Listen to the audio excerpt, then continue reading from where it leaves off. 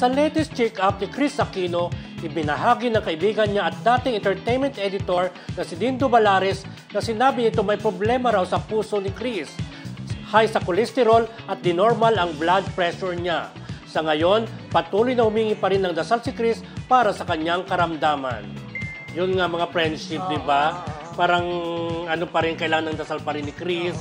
At yun ay kwento niya kay Kuya Dindo. Kasi high cholesterol, mahirap din, di ba? Tapos High yung blood. high blood Tapos din yung lalo. heart niya. Hindi normal. Siguro naapektuhan din kasi ng medication yan eh. Ng komplikasyon sa sakit. Komplikasyon sa... Pero sana Medikasyon. siyempre lahat naman tayong dasal yung paggaling ni Miss Chris Aquino, di ba? Kaya pa rin yan, di ba? Sana, sabi nga, pagkasama-sama ang dasal, nangyayari yung milagro, di ba? Kagaya ng kay Gary B, di ba? Dati may sakit siya talaga na, sama-sama yung dasal, ay okay na kahit paano yung kanyang sakit na diabetes. Si Chris Aquino, naniniwala ako na ang mga nagmamahal sa kanya kasi ang dami-dami naman nagmamahal kay Chris Aquino. Kung tayo patuloy na magdarasal para sa mabilisang paggaling ni Chris Aquino, ay pwedeng mangyari na gumaling siya. Di ba may kasabihan nga na prayers can move mountains. Okay.